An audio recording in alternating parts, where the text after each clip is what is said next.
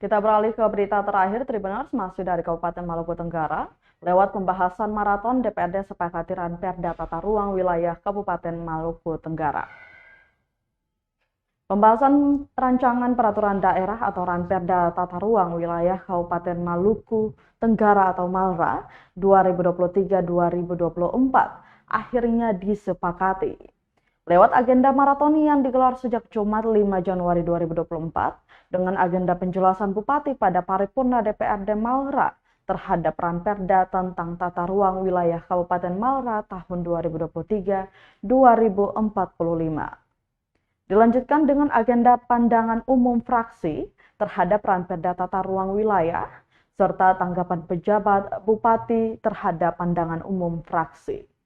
Kemudian pembahasan Ranperda tentang tata ruang wilayah MALRA tahun 2023-2024 dibawa dalam rapat paripurna penyampaian pendapat akhir fraksi dan pada akhirnya pembahasan antara DPRD dan Ketua Tim Teknis yang diwakili staf ahli Bupati Bidang Ekonomi, Keuangan dan Pembangunan bermuara pada kata sepakat. Setelah melewati limit waktu yang panjang, akhirnya 7 fraksi di DPRD MALRA menyetujui Ranperda Tata Ruang Wilayah Kabupaten Maluku Tenggara tahun 2023-2024. Pengambilan keputusan persetujuan Ranperda tersebut disepakati pada rapat paripurna DPRD MALRA yang dipimpin Ketua DPRD MALRA Minduri Kudubun dan dihadiri pejabat Bupati MALRA Jasmono, penjabat Sekretaris Daerah Nikodemus Ubro dan sejumlah pimpinan OPD lingkup Pemkab MALRA. Kabak Umum Sekretariat DPRD MALRA Rahmat Jamlian Senin 15 Januari 2024 sore kemarin.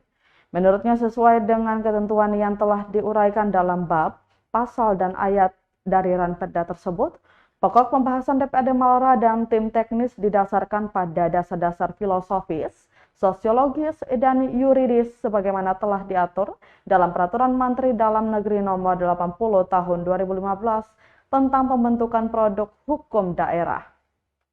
Download Tribun X sekarang, menghadirkan lokal menjadi Indonesia.